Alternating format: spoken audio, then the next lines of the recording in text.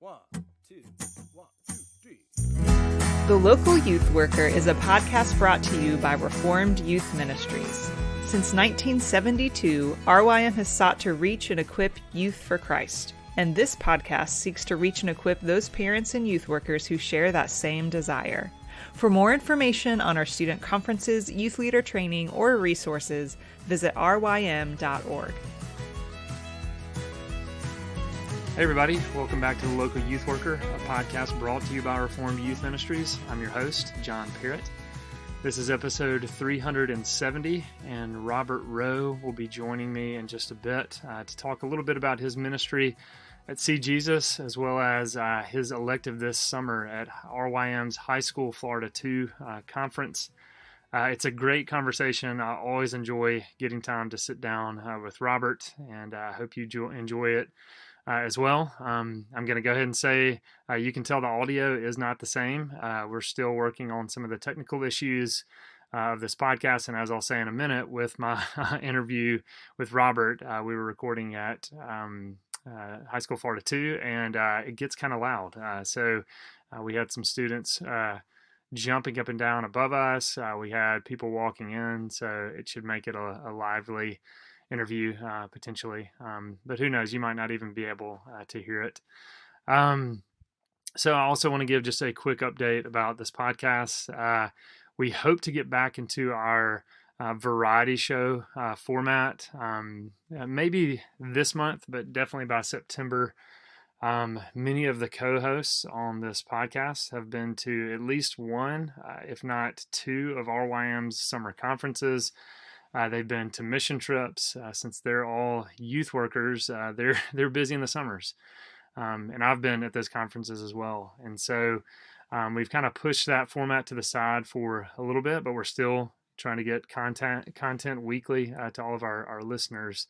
But we do have some exciting potential not only segments, but then guests as well that will be on the show. So just stay tuned. We'll update you all on the upcoming segments and also the guests that we have already slated to come on the podcast. It's exciting to hear about some of the people, and we'll be kind of teasing that out over the next couple weeks, and then let you all know who some of those guests will be. But for now, here's my interview with Robert Rowe. Hope you enjoy it.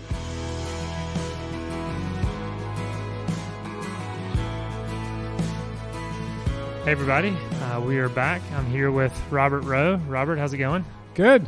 Great, John. It's good being with you. Yeah, good to. This is kind of selfish podcast for me. I just like getting time with Robert anytime I can. So it's fun to be able to sit down with you. Robert, he's here with me at Laguna Beach again. We've had several interviews that have taken place down here. And he's just finishing an elective. So literally he just taught. This is day 4 of teaching for 2 hours in a row, and now he's taking the time to sit down. So I really appreciate that. Those who listen to the podcast know Robert was on a while back, and I don't know the exact episode number. People can go back and check that out. So Robert, I'd love for you to talk about See Jesus and what you do with them, but maybe before that, just your time in youth ministry. I mean, go ahead and tell everybody where you're currently from, but then I know you had a long time in youth ministry, so just tell us a little bit about that. Yeah. So thanks, John. Before I launch into that, I do want to say I'm just so thankful for RYM, like what you guys are doing. The providing for students is just, it's so important, and it's such a great, Laguna Beach, RYM, I don't know about Laguna, but the beach is awesome, but the conference is just, from start to finish, it's been awesome. It's been really, really good, and it's been really fun for me this year because I'm a volunteer leader, so I'm coming with the youth group that my daughter's part of, the church I go to as a volunteer leader. So that's been really fun to do that.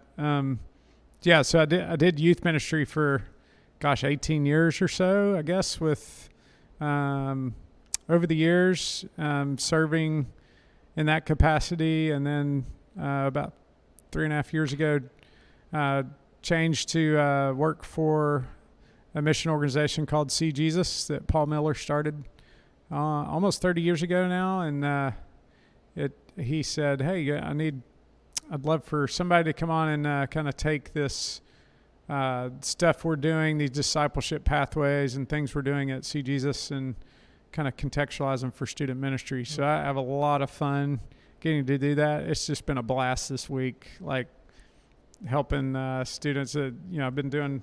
My topic has been discovering Jesus as a person.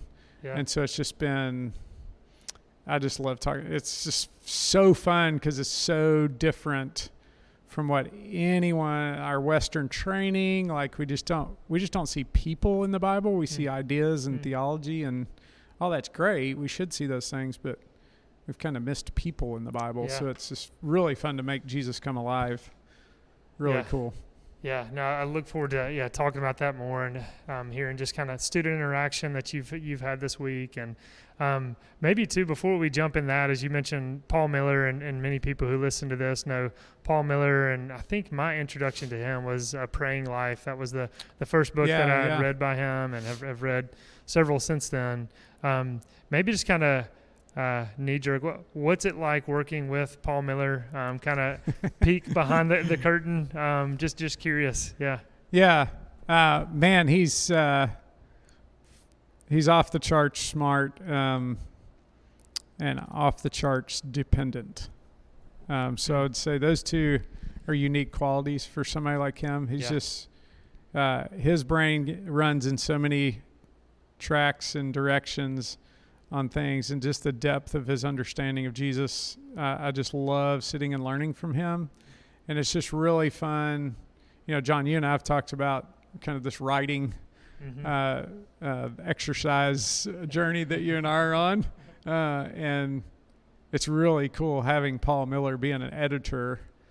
Just learning so much from him in the writing process, and just he wrote A Praying Life is kind of the book he's known for. A Loving Life, Love Walked Among Us. One's coming out in January over at Crossway called A Praying Church, which is kind of, Praying Life helps the individual, and the Praying Church is kind of how do we revive corporate prayer in the church. So that's going to be fun. But yeah, he practices what he preaches. We spend a lot of time in prayer at See Jesus. It's kind of one of the foundational things that we operate in. So it's and Paul's a little bit goofy, and so he's it's just fun working with him. He makes fun of himself a lot, and he makes fun of my Southern idioms, and I make fun of his Yankee accent and other stuff. So it's pretty fun. No, that's great to hear about the goofy part, but it's also too, I think, just maybe in our current cultural context, when I'm just going to go ahead and say the rise and fall of Mars Hill. Okay, that podcast is still kind of fresh in a lot of people's minds, and you can kind of hear some of these stories of people that are somewhat well known, and the behind the scenes is discouraging. And so to hear of a Paul Miller who is well known to many people, might not be to other people, but to hear, as you're giving testimony behind the scenes, like he's practicing what he's preaching. And I think, and John, I say this all the time, and I sometimes I feel like people get sick of me talking about like Jesus in this way, but Paul Miller spent 25 years studying Jesus as a person, and you can tell it. Wow. Like there's just something insanely mysterious and amazing. The Spirit loves it when we look at Jesus, and he transforms us when we look at Jesus. And Paul, I think there's just so many worthy pursuits, but I'm just going to keep coming back to, man, like there is nothing that's changed me more than studying Jesus as a person.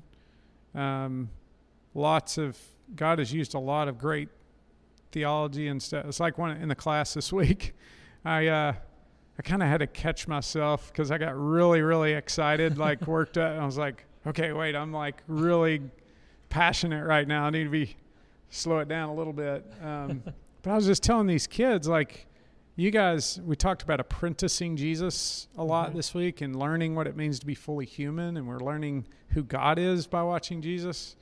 And I just said at one point, I was like, guys, we we don't follow an idea. Mm-hmm. We don't follow a philosophy, and we don't even follow the Reformed theology. Like, we follow a person first. Mm-hmm. And that's what faith is about. Mm-hmm. Yeah, all that other stuff, like, I love the Reformed faith. Mm-hmm. But man, if I'm trying to convince students to fall in love with the Reformed faith and not Jesus, I mean, he is in the Reformed faith. Sure, you yeah. understand totally the understand, distinction yeah. I'm trying to get at. Yeah. It's been fun. Yeah. And just again, from my perspective, I was able to kind of share some of this the other day, but just me knowing you as a person and the conversations we've gotten to have behind the scenes and just your love for Jesus, it is so encouraging for me to think about the fact that there were students in your class hearing this and learning this, because it is kind of, and I think kind of from the conversations we've had, I mean, this is something that, you know, we didn't grow up with as we're growing up through the church. Yeah, and for me true. to think of, you know, high schoolers already being exposed to this kind of truth, that's just exciting to think about. Yeah. I mean, I was having, John, I was just finished this class. 2 kids came up to me, and 2 guys, 2 African-American kids, and they've been just participating, answering insane. Like, I can tell that Jesus is really working in them. And I just told these guys, and I said, you guys, do y'all believe that you can change the world? And they were like, not us, man. Like, no, like, you guys can be just like the guys in Acts who it was said that they turned the world upside down. That's what I believe your generation can do. Like, you guys can do that. So I said, go change the world. And they were like smiling, like looking at each other. I'm like, go for it, man. Like, y'all have the Spirit of Jesus in you. You can do this. Like, go for it. Yeah, I have a lot of hope for the next generation. I mean, like you said, they're hearing good stuff. They're getting, it's part of my passion to help youth pastors just give your students, at least spend a quarter each year on just looking at Jesus as a person and studying him in the Gospels. And it just brings life in so many ways and captures their heart and their imagination in really, really amazing ways. Yeah. So, man, that's awesome to hear that. Well, I'd love for you just to kind of talk about your class. Tell us, okay, what's the title of your class? What did you hope to accomplish? Kind of, again, 4 days that you've been able to teach. I'd love to just kind of hear the scope of your class. Yeah. So, getting to know Jesus as a person was the fun topic. I started thinking, gosh, marketing-wise, it's probably not the greatest. I need to get better at but there's so many ways you can title it. Just falling in love with Jesus. So I kind of started. We have started with looking at the compassion of Jesus. We looked at Luke 7 and Jesus' compassion for the widow of Nain, and we talked about these are the steps we're learning how to love from Jesus, what love looks like. And his love with the widow of Nain is it begins with seeing her, and then his heart being moved to compassion. Then he moves to help, and she kind of becomes the center of the story. And so that was the first day we talked about the compassion of Jesus. And I put this chart up on the board. We call it the Y chart at See Jesus, and it's kind of above the waterline are all this kaleidoscope of attributes we see in the person of Jesus. And we ask them the question, what are you like? And so I have them do their own Y chart, like things that give 5 words that describe you. And so that's kind of how we started the day, the first day of the week. And then the second day we kind of sat on that above the waterline with Jesus again. What is he like? And so we looked at Jesus' honesty and just added to their repertoire, like, one word doesn't define you. Like, there's lots of words that you can use to define who you are. Mm-hmm. And so we looked at Jesus' compassion and honesty. And then the third day, we kind of jumped below the waterline, which Jesus gives us kind of this functioning mechanism of, John, here's what's crazy about this is most of the time when we ask, what is Jesus like? Why does Jesus operate the way he does? Most people will just say, well, because he's the Son of God. Mm-hmm. And that is the right answer. That's a good answer. But what that does, it just stops the brain from digging deeper and going, wait a second, like he's fully God and fully man, but what is like the operating system for Jesus? Like, why is he going about? It's just forcing us to get beyond that kind of Sunday school answer.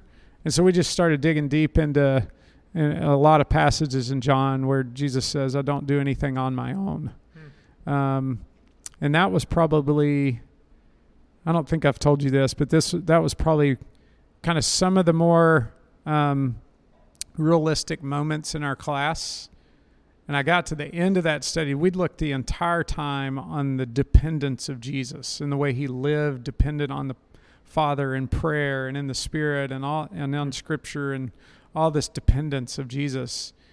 And then I said, at the end of the session, I said, so what would it look like if you did nothing on your own? And like, John, it was insane, the spirit of the age, how strong the spirit of the age is. Wow. Because some of the kids' answers were, I'd feel trapped. I'd feel scared. That would feel like bondage. I would lose my freedom. Like, it's just really fascinating. Yeah. And I was like, wow, like, thank you all for your honesty. Yeah. Like, this is really helpful to hear you say these, to be that honest about what it would mean to apprentice Jesus and do nothing on your own. Yeah. That's the way that would make you feel. So I kind of wish I had more time, because like the next lesson that I've developed, that we're developing in that unit is when Jesus is invited by his brothers to go to Jerusalem, and Jesus says, any time's right for you, but it's not yet my time. Mm-hmm. And he doesn't live on their schedule, or he lives on his Father's schedule. And so it's like, by the end of that lesson, we get to the reality of actually Jesus is the most free person that's ever lived.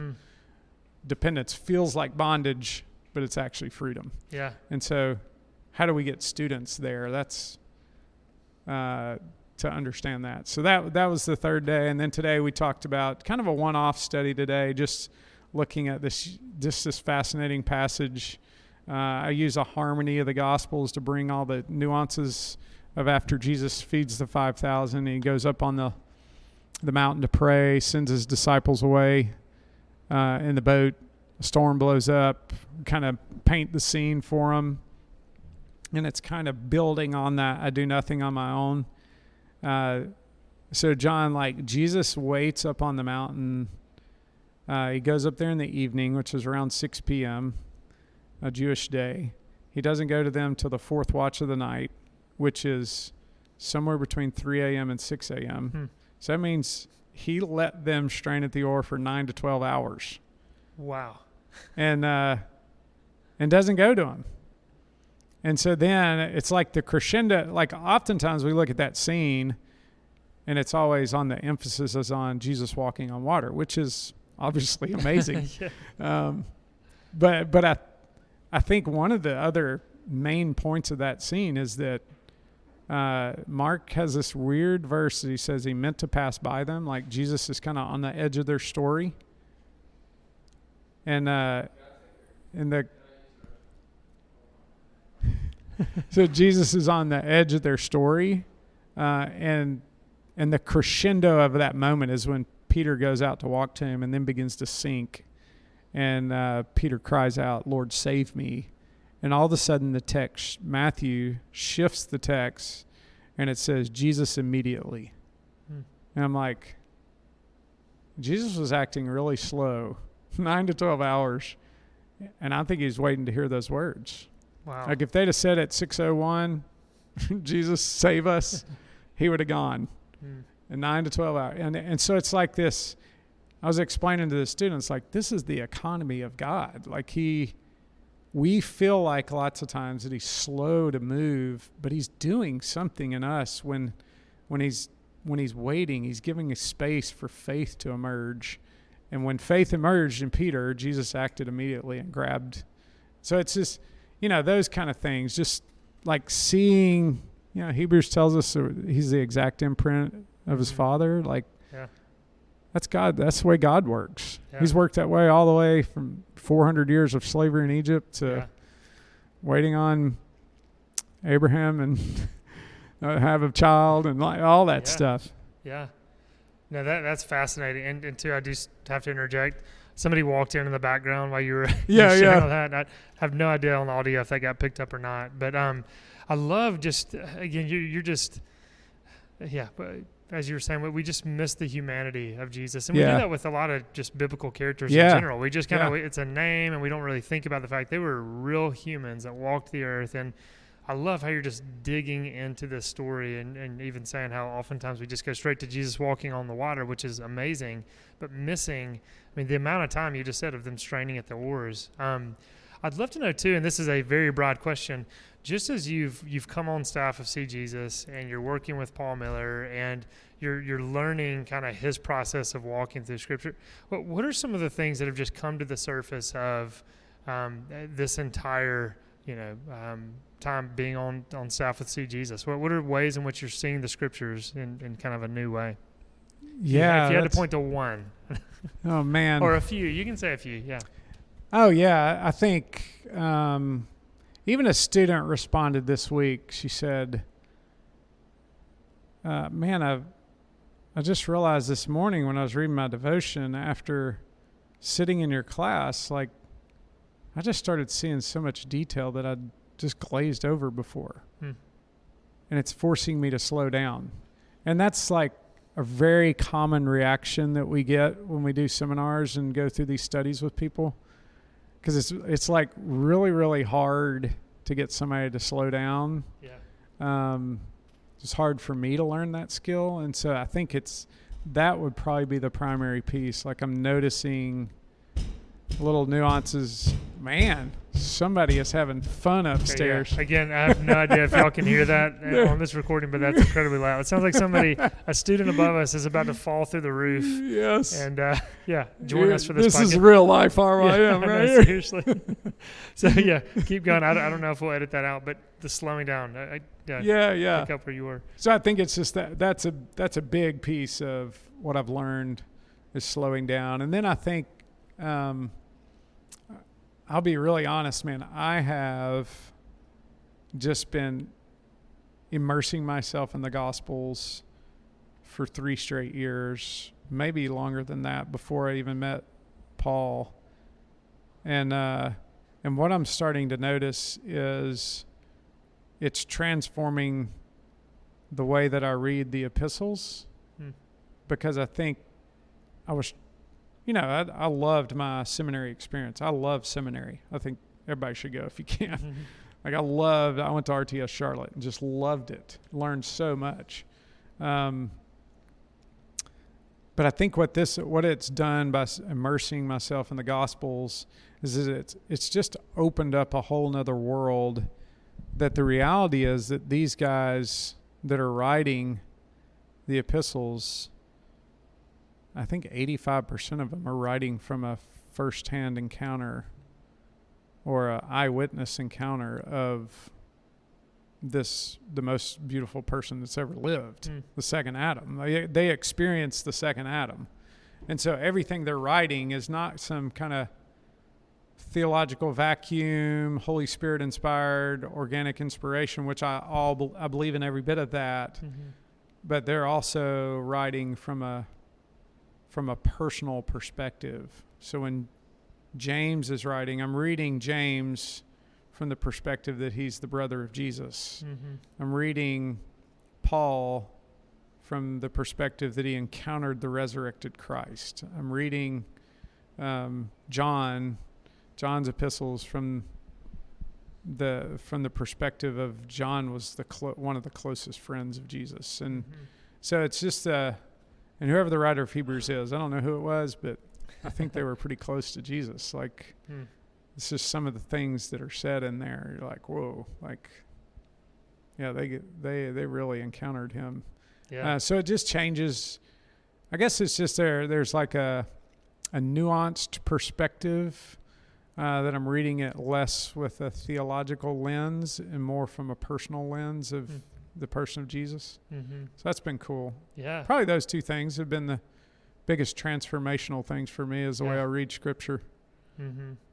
Well, I'd say too, just kind of going back to the first one, just the process of slowing down. There's no mistake in a detail that's shared, in Scripture, and just kind of stopping and asking, okay, why did they say this, or why is this detail in there? Why? Mm-hmm. And that's where sometimes I think maybe the chapters and verses can get in the way, where because sometimes I think for us it's like, okay, I'm in chapter 10, I want to get to 11, I want to kind of cross off, I finished 10, now move on to 11. Point. Yeah, and it's kind of like, if we can remove that, which I know the ESV has a reader's Bible, and it still has the chapters, but you can kind of get into the narrative more of the Scripture, so that can be helpful.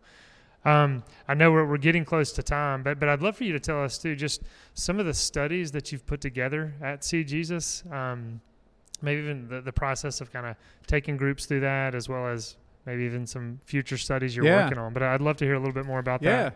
Yeah, great. Thank you. Thanks for letting me do a little promo. Totally. Well, and it's something as we're talking about this, and I just know that the passion, it's sincere in your heart, and it's a sincere mission of what See Jesus is trying to do, is to get people to truly love Jesus. So we want to let other people know how can they kind of access this material that can assist them. Yeah.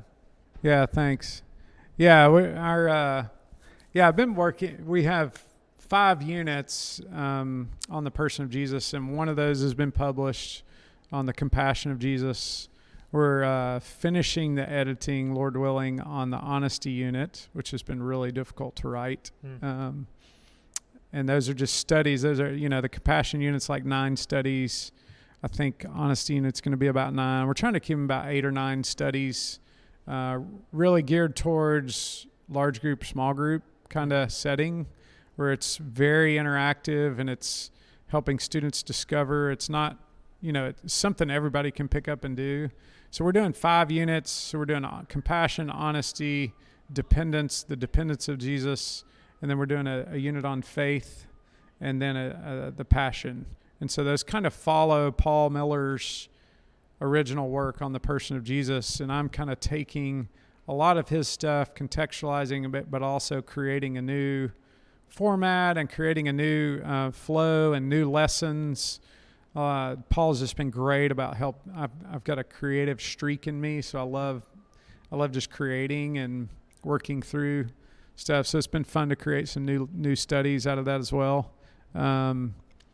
It's been really fun. I think that one of the things I'm most excited about is we've got 2 guys on staff, Brian Morgan and Christian Graham, and a lady named Misha who's kind of helping us as well. Just their ideas and the way they're using the person of Jesus studies in different settings. And so those 2 guys are doing student ministry stuff. And so in particular, I'm excited about this new kind of discipleship pathway. We're helping youth pastors kind of basically take a year where they take a small group of their students through a study of the person of Jesus. And in the fall semester, the youth leader leads those lessons. And then in the spring semester, the students start leading those lessons. So it's a lot of coaching, of us coaching those leaders during that time, and then teaching them to coach the students as they're learning how to lead interactive studies. So it's this cool kind of way that I think that was I don't know about for you, but it was one of the harder pieces of doing youth ministry, is how do you figure out discipleship and evangelism? Yeah. And so both those pieces you're kind of getting in a sneaky kind of way, without like, here's what discipleship is, here's what evangelism is. That I'm really super excited about that. And one thing we're talking about is that culminating in a youth a mission trip with a See Jesus partner. Where we'd let them have them come on a mission trip. We would organize the mission side of that. So I'm really excited about that. I got 6 or 7 churches that are doing that this coming school year, and looking to, Lord willing, it'll be kind of the pilot year, so I'm going to learn a lot from my mistakes. So we'll be sure to get you back on this to talk about the mistakes, but then also what you did learn from it. That'd be awesome to hear. But I'd love to just tell people how can they access. I've been able to see, one of these studies, and we've talked a little bit. I know other youth workers have used this in the church and have benefited from it. So I'd love for you to share just kind of how people can access this stuff. Yeah. I mean, you can go on the See Jesus website. It's cjesus.net/youth ministry, I believe is I think that's right. People can get to Google. They can You can find See Jesus and then the youth ministry website. We are reworking our website. But man, also feel free to email me at robertrowe@cjesus.net. And then also you can feel free to call me. Mm-hmm. I don't know if I should give my phone number. Yeah, maybe not that. I don't know. That's very kind of you to want to do that. But really, I love just anything I can do to help, conversation, talk, get students, encountering Jesus as a person, I think is going to be a game changer for the church in the future. Yeah. I mean, what's it going to look like, John? Like, part of the reason RYM's doing what they're doing, right, is because in 10 years, the kids that are part of RYM that have experienced this conference and what you guys do on a consistent basis, the materials you're putting out, like you and I are hoping, right, that in 10 years, the church will be filled with a bunch of students who are following Jesus faithfully and they're in love with him. Yeah. That's going to transform the church, right? Yes. Yeah. Lord willing. Yeah. I mean, you said it. That's the hope and desire that, just thinking of, the book table that's at the back of our large group meeting. I just think of some of the topics that are being discussed. And I'm thinking of when I was growing up, I didn't read a book because I was a terrible student. Yeah. But to think of, a student walking up and just seeing a cover of, whatever issue, from sexually related issues, transgenderism, to all sorts of other, loneliness, emotions, things like that. And to think apathy of giving them, apathy, giving them categories to start thinking about these things and maybe naming what they haven't even been able to name. Yeah. But then as you're getting into the study, the person of Jesus, all those things, Lord willing, just create a rich future for God's kingdom, for his church. Yeah. That's the hope. I agree. Yeah, it's exciting. Yeah. Well, Robert, like I said at the beginning, I always like just getting to sit down with you and chat with you. And I know we've had probably more people walk into this room than at any recording down at Laguna. So I have no idea some of the background noise and people busting in. And so Robert has done well keeping us focused. That's fun. Somebody's jumping over our heads too above us. So hopefully that'll just make for a lively podcast. But Robert, look, appreciate what you do at See Jesus, and just appreciate you coming this week to teach students, and appreciate your love for Jesus. Yeah, thanks, John. You're a good friend, and I'm thankful to be a part of what you're doing and doing some stuff together with RYM. It's awesome. Thanks, brother. Yeah, thanks, Robert. Oh, come and buy without money. Oh, come and feast without